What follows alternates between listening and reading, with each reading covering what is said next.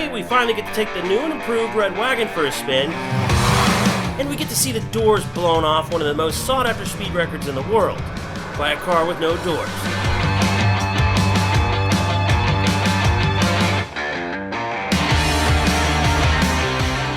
If I didn't say it, I've been waiting for this one to get finished, I'd be lying.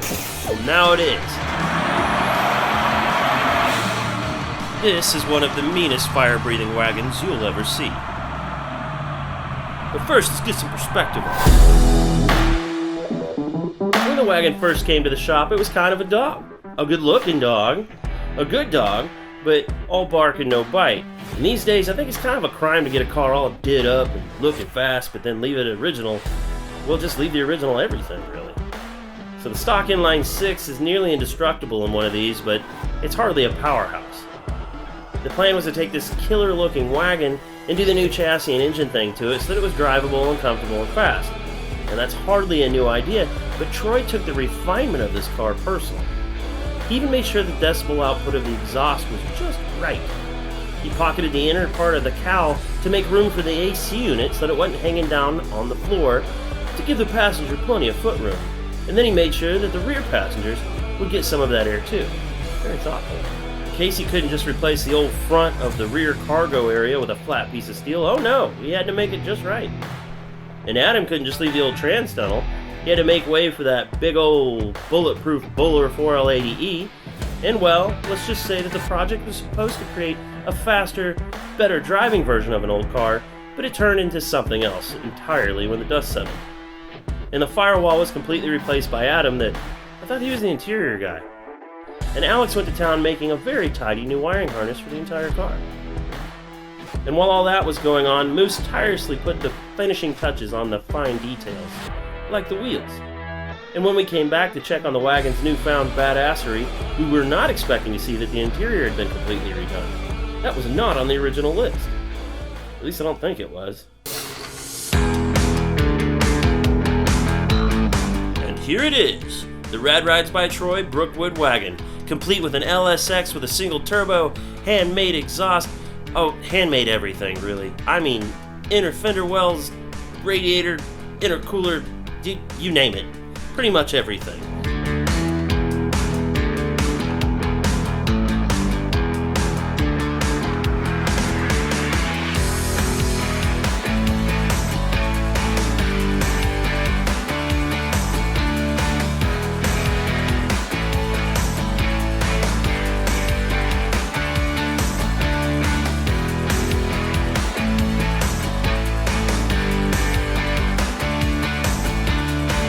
A new chassis with independent suspension at both ends, and it's all ready to go to multiple land speed record holder and owner George Poteet.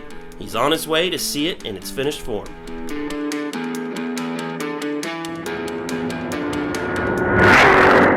I've always looked up to George Poteet for being such a big influence in the industry. He has so many hot rods built by so many different builders, and he's just a darn good person.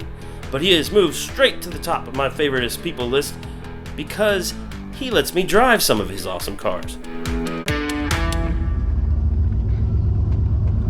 Cheap sunglasses, check. Put the window up and get some AC going in here. Oh, baby. Even the horn works. What are you, crazy? Alright, I'm very privileged to be out alone in the Brookwood wagon. Man, this car has come a long way since the time I first drove it. It is absolutely buttoned down now. I mean, it just was an old car with big wheels on it before, and some air ride suspension so you could dump it on the ground and make it look cool once you got where you were going, But now, it looks cool all the time. But the brakes are state-of-the-art. I mean, the interior's been absolutely redone, but it's definitely still recognizable as, being very close to the stock interior. But the quality materials are just, there's no comparison. They have really got the spring rates and the shock damping dialed in on this thing. And the chassis is so much more rigid and compliant than the old one. These cars were kind of, wonky from the factory, you know. They were pretty soft. And then when you add a really big wheel with a small sidewall, it just amplifies all that. Well, in contrast, the way it's done now is it just feels totally refined. I was a little puzzled when it reached the level of being really cool, and then Troy just kept going on refinement. Okay, you know, how much of a difference can all of these details make? And it's a lot. I mean, we were looking at everything from watching Troy, you know, measure the decibels of the exhaust, and what he was trying to do there was get rid of the resonant frequency that you normally get in a wagon like this. All that's been cut out. I mean, the car is quiet, it's smooth as silk.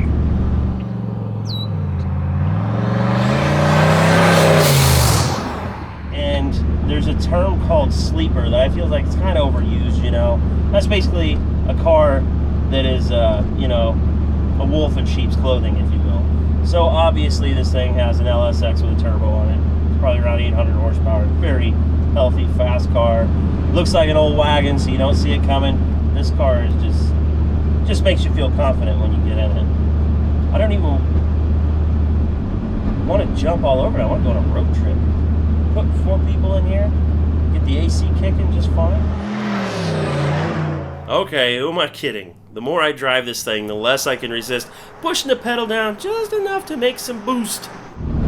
One of the cool things is there's just a knob here you pull that looks like a knob from the factory, and what it does is opens the dump valve for the turbo while simultaneously adding, I think, about 6 or 7 pounds of boost, which is really considerable.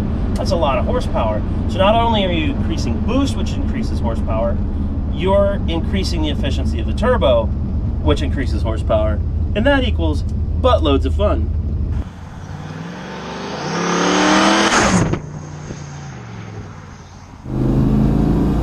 It's no slouch. It's that beautiful blow-off valve. Love that sound.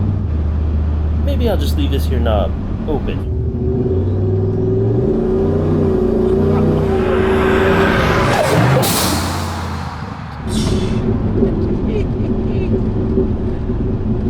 I want to get in trouble for that. My time with the wagon was up.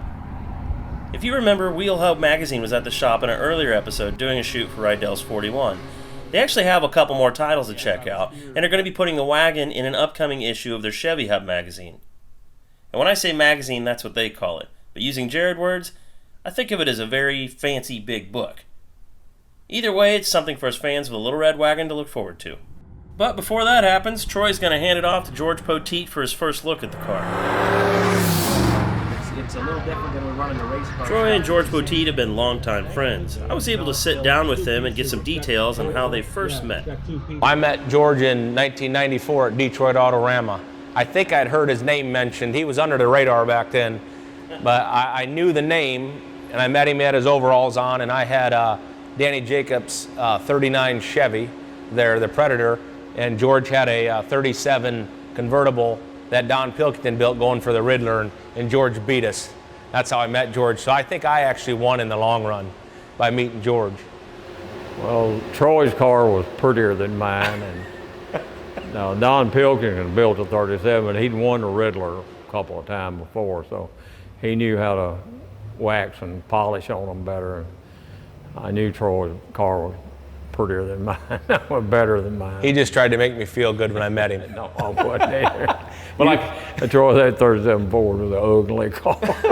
But like I said, I feel I won because I got George for a lifelong buddy, and it was kind of funny. So then we talked to each other for a few minutes, and he told me the same thing. He thought our car was prettier, which was nice because you're all distraught from losing. And then I seen him about probably 3-4 months later, we were at the Peterson Museum on the rooftop for the start of the Power Tour.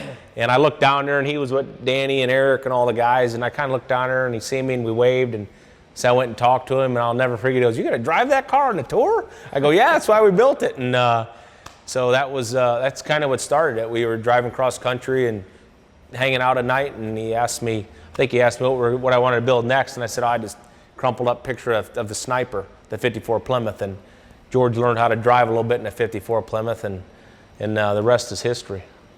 That's good history. Yeah. So we by the end of the tour, after talking every night, we decided, well, let's find a car to start with, and And then we built this Sniper in was it 96, 97 in 13 months, and that was a fun project, and unveiled it at the Hilton out there, and that started the relationship. This was a one-room garage at that time. Yep. All they had was a stick welder. So It wasn't real high tech. Yeah. I'm sure he showed up after we started the car and walked through all the truck shops, and I was all the way in the back shop and was like, thought it'd be bigger than this. You know, it's 20 by 40, but somehow we got the job done, and it was, that car was really good, and kind of, you know, at the time, hell, you can bring it out today and it still would fit in as a good custom. So, but George was my first real customer that let us do what we needed to do and believed in us. I've kind of watched Troy grow up. His dad and I are the same age, and Jack always referred to him as the kid.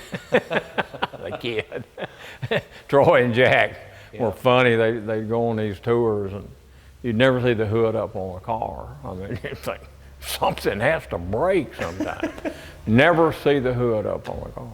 So one morning about 4 o'clock, I got up and went out in the garage, and Jack was there with the hood up on the car. It's got to be sneaky, George, that's all. Man, this stuff drives great. We never breaks down. So here we are with yet another Rad Rides creation commissioned by George. I'm guessing he's going to have a lot of fun driving this one, even though he has some cars that are faster, much faster. Well, it's always nice to see George, and now he's got a little bit more time to talk and hopefully less to think about, because he's officially retired, as I understand it, and he's off with his new car. And bear with me, this we're going to take a weird turn here, but this still involves George.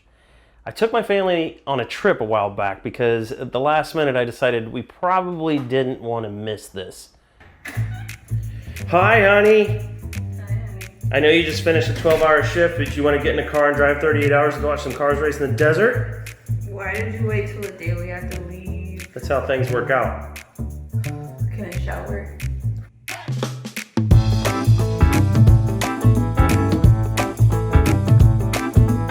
What is your mom doing? Sleeping.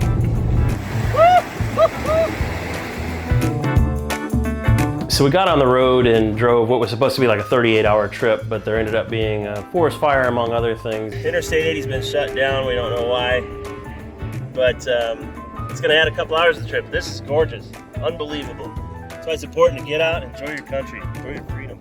Made it well over a 40-hour trip straight through to get to Bonneville to see George go after a record. And here's the thing, they're chasing 500 miles an hour. That's what the team wants, as I understand. And this is something that has put George in a position where he's gone 400 miles an hour on the ground more than any other person alive. And I think that's really significant. And the reason for that is that it keeps slipping through his fingers is, how do you get a car to stay together when it goes into uncharted territory? Because we're not talking about just, being the fastest car in its category. This is the fastest piston-driven, wheel-driven car on the planet. It's already proven that. But in order to really hold that title and get the trophy and make it all official, it's got to do it twice with all the same parts. You can imagine it's very difficult, but it's put him in 460 miles an hour, 440 miles an hour, 400, just all over the place. So what if this thing was able to just say go 460 and then turn around and go 460 again, and we missed it? So I had a hunch that this was going to be the time that it was going to get close to 500.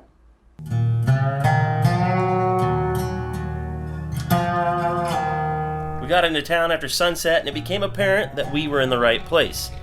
There was the presence of cool cars and hot rods all over, and some of them will even be racing in the coming days. After such a long ride, it was time to let the cars rest and get some rest of our own, because when the sun comes up the next morning, there's already going to be a lot going on. Alright, it's off to bed then. It's going to be an early day.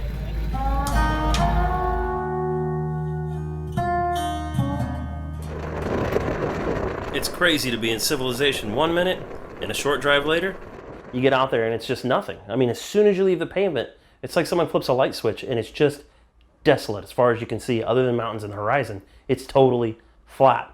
And then when you get to the pit area, which is miles away from the starting line, it's just fascinating. It's kind of like, I'm a big fan of the Mad Max movies, but it's a lot like Thunderdome or any of those others where It's just all these crazy machines put together and all these wild people in a desert, just like Mad Max, going as fast as they can, you know? And it just, there's nothing like it. After a year of preparation and fine-tuning, it was no surprise to see the Speed Demon crew mixed in the crowd at the starting line. Another record was up for grabs, and they're ready to get at it. It was the first run for the Speed Demon, and the car has cameras all over it so the crew gets a close-up look at what's going on while it's hurling down the track. They were awesome enough to share it so that all of us can have a first-person view of what they see. It's a special opportunity to see the fastest piston-powered machine on the ground in action. The camera angles of the runs of the cars, the way they get to see it.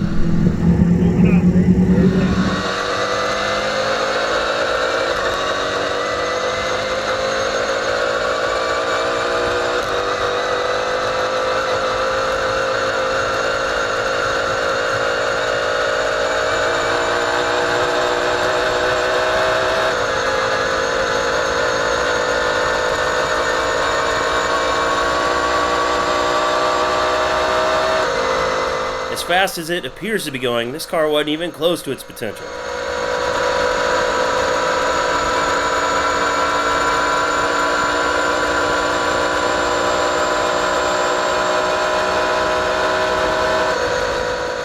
Being the first run, this was more of a function of getting the car out of the trailer and just seeing where it's at. All right, 285.721 at mile 2.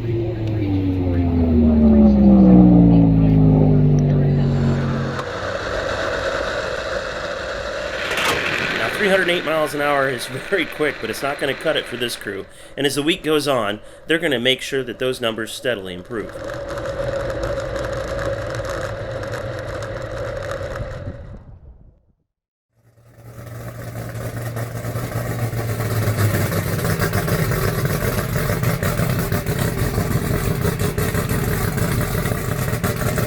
After some quick adjustments, they were right back at the line, ready for a second run.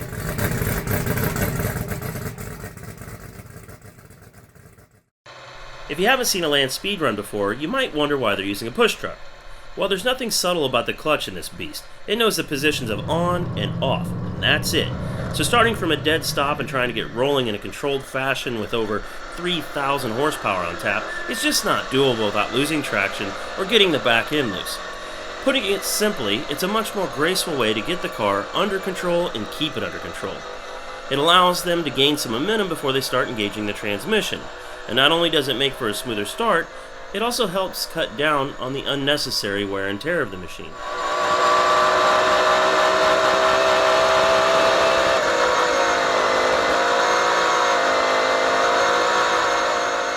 Without question, that was a way faster run. The crew was very clearly and very quickly on top of getting the tune right. The ultimate goal for the Speed Demon is to hit 500 miles per hour, but they'll be breaking other records on the way.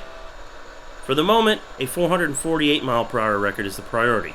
That would make them the fastest piston-driven, wheel-driven vehicle on the planet. With a run of 441 miles per hour, they had beaten their previous run by over 100 miles per hour, but still 7 miles per hour under the record. Close, but no cigar.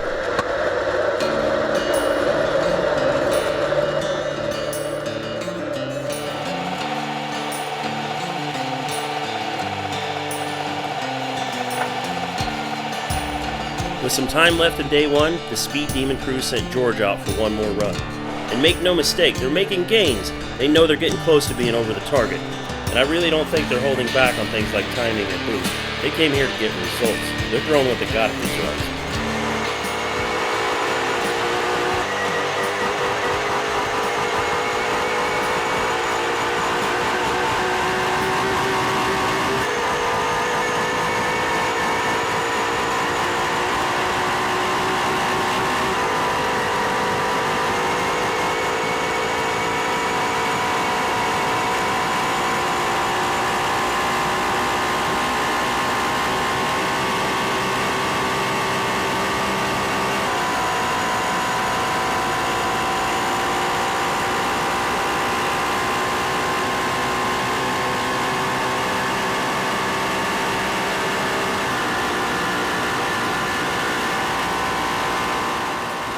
Things were looking good until the pain came.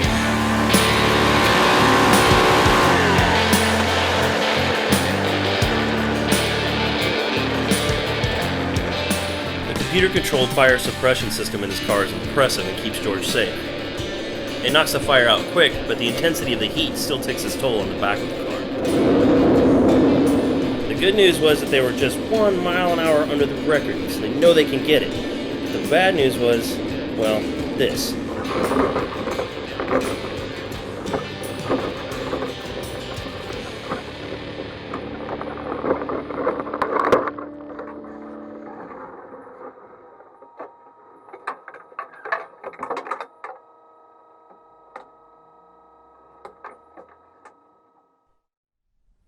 When they got back to the pit, they found a piston with a hole in it. This caused the boost to leak past the piston and into the crankcase. That positive pressure pushed oil out of the engine and started a fire. What's up, Jerry? Herbinator! Herbicane! Is that your fault, Herb? Huh? I know you threw a nickel in there. Oh, yeah. Just admit it. I got a chance to talk to Danny about what happened. Danny used to drive Blowfish. The last mile and a half we only ran on 7 cylinders and it ran 455 miles an hour. I said, we ought to just kill number 7, go back out and run it again, you know. If it's pulling that hard on 7, it'll run 450 by itself. Definitely. So you said it gained 60 miles an hour on 7 cylinders? Yeah. That's just awesome. It's a beast. We had about 24 pounds of boost in it too. It's got so much torque. If you boost it up, you're just going to spin the tires. Yeah. But that engine, Kenny's been telling us, he said, this motor, you're not going to believe it. When's the last time that Speed Demon had only 24 pounds of boost? Well, I was going to say, I mean, 24 is a lot, but it's not by 40 comparison. to 50 pounds of boost in it. God. So to make it live 10 miles wide open like that is a tough thing to do. Definitely. But this engine, we're not sure why it burned a piston. The plugs are not lean or anything, so it's just racing. But it didn't hurt anything else. And we had pistons. You use the same rods, put new rings in it, and go back to work. And with that, Herb was cleared of any wrongdoing, but the engine still needed to be rebuilt. So no more racing for day 2. With the engine needing to be completely rebuilt, this was going to keep them off the track for at least a day. Since they were working, I figured that gave us a free day to walk around and meet some of the other people in the neighborhood.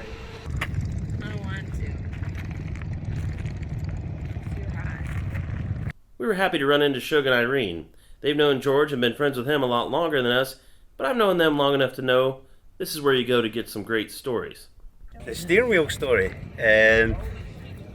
takes off in the race car. It's an open compartment, it's a roadster, and I get really close to the 3, and the car starts to spin out. In the process of the car spinning out, the wheels lock left to right, and each time the wheels lock, your steering wheel goes left, right, really quickly. And it done this like about 4 times, and on the 4th time it vibrated. It was only aluminium. It vibrated and broke off and flew right out the window basically. Oh my God. And then so I come to a stop, and one of the officials comes up and looks in the car and says, "Where's the steering wheel?" And I says, he says, "Did you leave the start line without a steering wheel?" I says, "Are you kidding me?" He says, "I know you." And I says, "Oh, I'm not that bad." He says, "Oh yeah, I've heard stories about you." I says, "No, it's on the course there somewhere. You better go and find it." So they went and found the steering wheel, and it cleared me of not leaving the start line with no steering wheel. You had another steering wheel story Betty was telling me how you met George. Oh yeah. The first time I ever met George, I was here with my 58 truck, and George is looking around the truck and he looks inside, and I've got this wood rim steering wheel. I think it's an early Grant steering wheel on my truck. And George says, "Would you like to sell that steering wheel?" And I said, "Yeah, it has no significance to me. It's only for the truck." And George says, "I really like that steering wheel." He says, "I'll give you $500 for it." So I says, "Yeah, thanks." I jumps inside and starts taking the steering wheel off. And George says, "What are you doing?" I says, "I'm taking the steering wheel off." He says, "How are you going to get home?" I says, "Vice grips." You know, he says, no, wait till you go home and then send it to me. He says, and everything will be fine. Just take it off when you get home. I says, really? He says, yeah, really. So he was, for that kind of money, that was like, it was a godsend, especially at that time in my life for coming here. We didn't have a lot of money, but still got the steering wheel on that 56 truck. Yeah. That's awesome. Yeah. So. And some smoke coming out, and he's pulled the chute up to 3.5. So it's day number 3, and thanks to the Speed Demon crew's tireless work, they got the engine back in the car, and we were staring down the barrel of run number 4.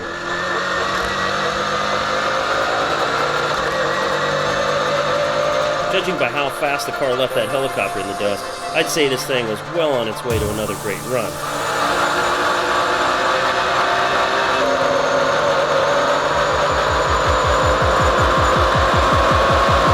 But suddenly, you can see George commanding the car to shift with no results. The reason for that was that the drive shaft was no longer attached to the rear end. Imagine how fast that poor pinion is spinning, not to mention the power going through it, and it just gave up. Needless to say, the guys had yet another problem to fix.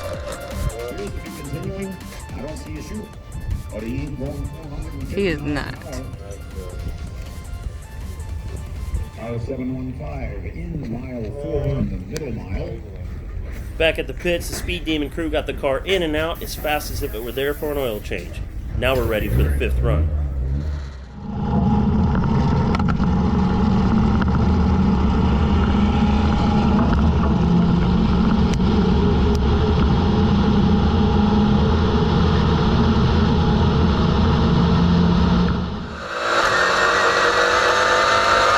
Funny thing about engine fires is sometimes it takes a little while for all the damage to rear its ugly head.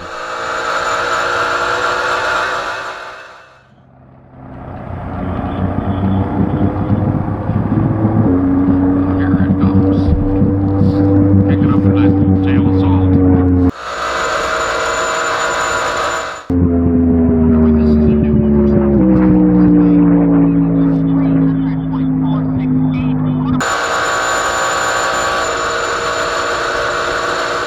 I think that some of the wires had been melted together, causing a short, which made the car run rich and took away from the power. With a run under 400 miles an hour, they were going to need to sort out the problem before the next run was going to take place.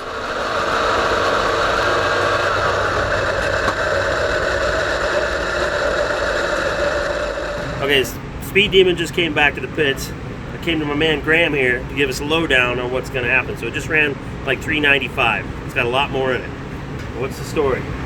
So we were running a little too rich. That means that there was too much fuel in the engine. Down a couple cylinders, yeah, I guess. We were only down to 2 cylinders. There's way too much fuel, so the spark plug wasn't getting anything.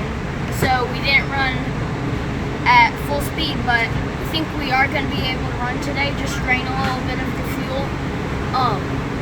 And then we'll be good to go. That's all we need to hear, that you'll be good to go. So we're going to try it again today. Awesome. Thanks, buddy. The team managed to get the car out one last time on the 3rd day.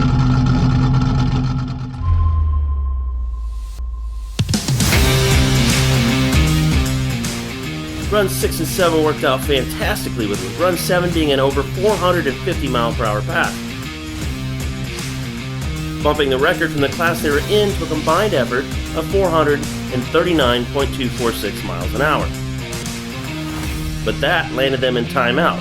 Now that's a place you go called impound, where the car is subject to limitations of what can be done to it between a qualifying run and a record run.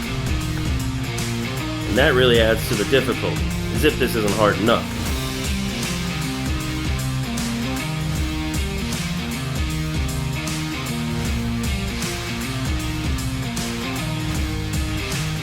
They emerged victorious with a new record, and it was time for run 8.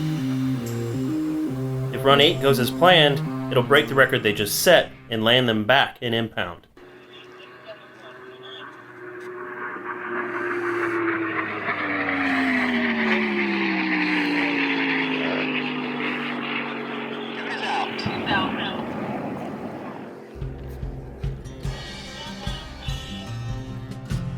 And it's back to impound. Looks like they're breaking their own records on the way to that 4:48 mark they have their eyes set on. But for this team, it's about being the fastest, period.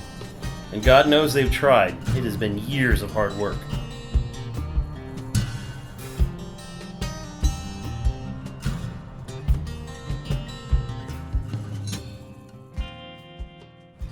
A record qualified for on a given day is backed up in the morning.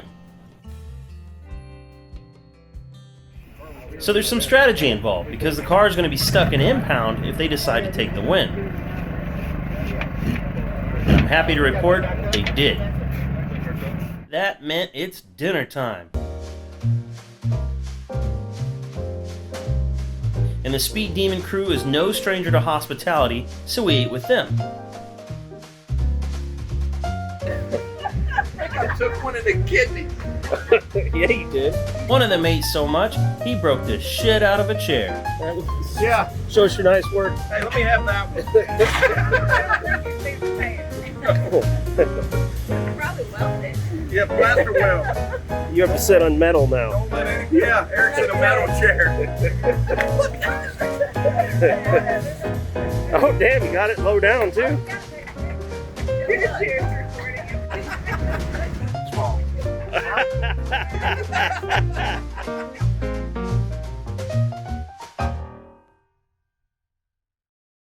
The next morning, dinner was no longer on the table, but Run 9 was. This was the last full day of racing for the Speed Demon team. So if they're going to break 448 miles an hour, or even get close to 500, they need to make it bare minimum 2 passes today. Tomorrow is Friday, and it is for backup runs only. And keep in mind, this car has 8 runs on it, which is an absolutely brutal torture test for any race car. There's definitely some pressure mounting, and the Demon is so close after that last run to breaking the 448 mile per hour zone, it hurts.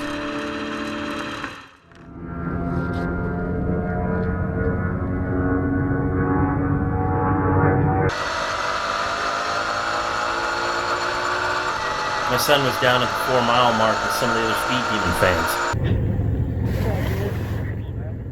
In mile 2, and a quarter 3:32.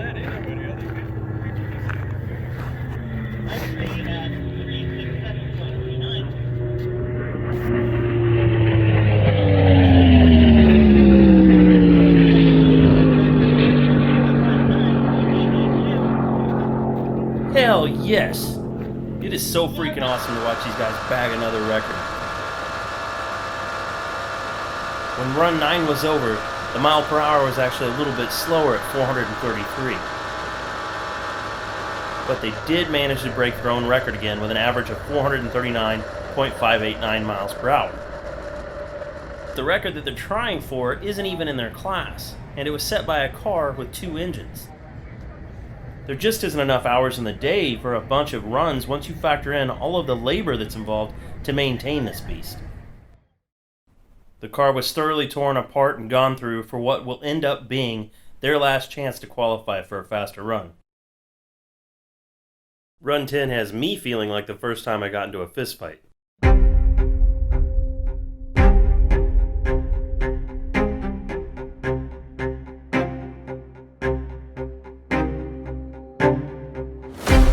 There was enough butterflies in my stomach to start an army, and I'm just a spectator.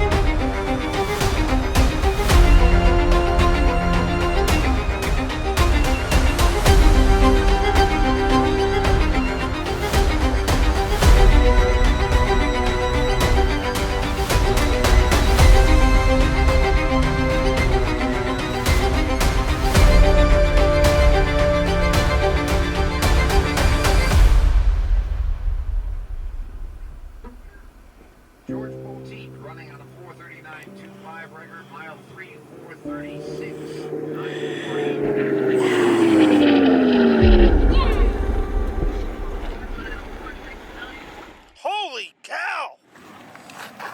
4:69 last mile, 4:77. Holy cow! Into impound. Hopefully more. As if you couldn't tell, that was one of the coolest things I have ever witnessed. But for these guys, it appears as though it's just business as usual. Now it's time for the big question. Can they back it up? Well, I don't want to waste any time, so let's get to it.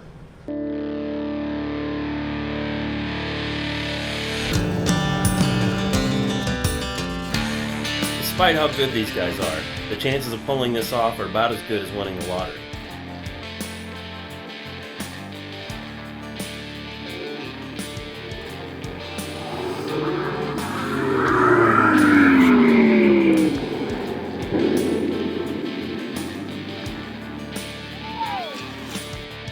That was the automotive equivalent of going to the moon.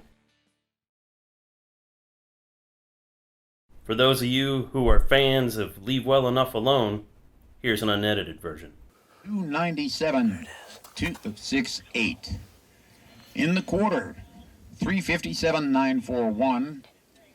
Mile 3, It's gonna do it. 383.168.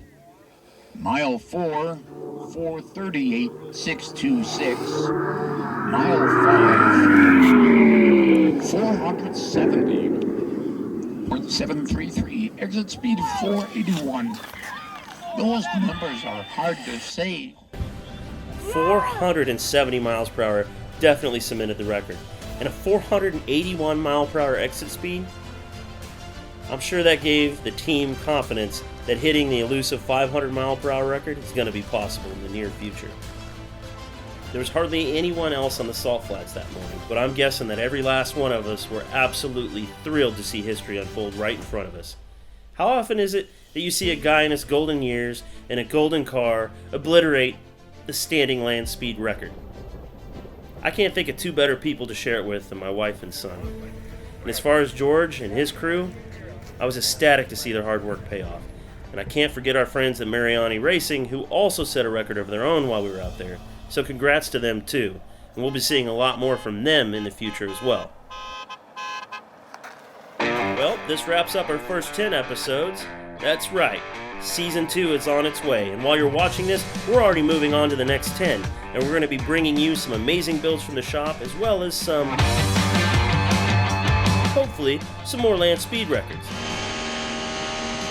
We'd really like to thank everyone who watches the show, and we can't wait for you to see what we're working on for Season 2. I'm Jared Zimmerman. Thanks for watching Rad Rides by Troy.